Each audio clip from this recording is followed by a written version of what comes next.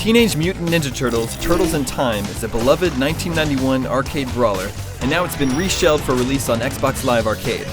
As a part of Microsoft's second summer of arcade, it's definitely one of the most anticipated games in the lineup. I'm going to guess these fans haven't played the game in almost 20 years though, and their enthusiasm is being fueled purely by their nostalgia because Turtles in Time has not aged well. There's nothing to it. Hold right on your D-pad and mash the X button and you'll beat the game in half an hour. This is an archaic effort that points out how much games have improved since 1991. What worked back then doesn't necessarily cut it today.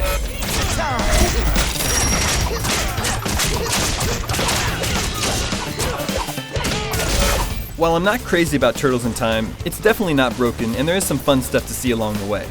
Foot soldiers can be thrown into your TV screen. During a level that takes place on a moving train, enemies will struggle to maintain their balance. The updated graphics engine sports some nice lighting effects. It would have been nice to have the option to turn off the fancy pants new visuals and enjoy the original sprites and pixels, but that option is not included.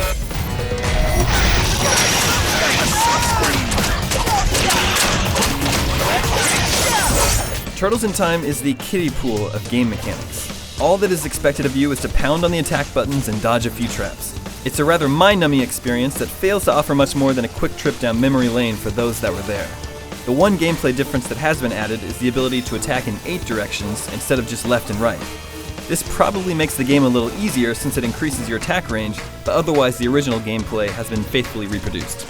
In each level you'll work your way through a mess of cronies leading up to an encounter with a cheap boss.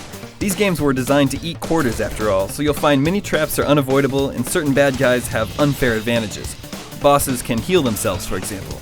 You have unlimited continues though, so the game never becomes truly challenging, just annoying. In terms of fan service, Turtles in Time gets some things right. You've got your 4 turtles, they make their cheesy little comments, you fight a bunch of recognizable enemies, and you get a brief glimpse of April O'Neil's cleavage. But it makes little difference which turtle you choose to control. Everyone knows the mutants all had distinct personalities and talents, but here they all control the same way, have virtually the same attacks save for a special move, which is just the heavy attack, and they spout the same generic one-liner. Cowabunga! This also makes it near impossible to keep track of where your fighter is when 4 people are playing.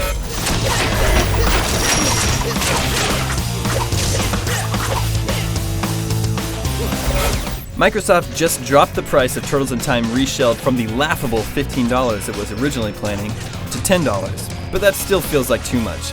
This shallow, generic brawler is coasting on nostalgia fumes and the TMNT brand. Ubisoft didn't ruin the original arcade game, it just didn't do enough with it. Virtually nothing has been added to the gameplay, so you're paying a premium for updated graphics you may not even like. This is an archaic game design that could have stayed lost in time. For the full written review, hit up IGN.com.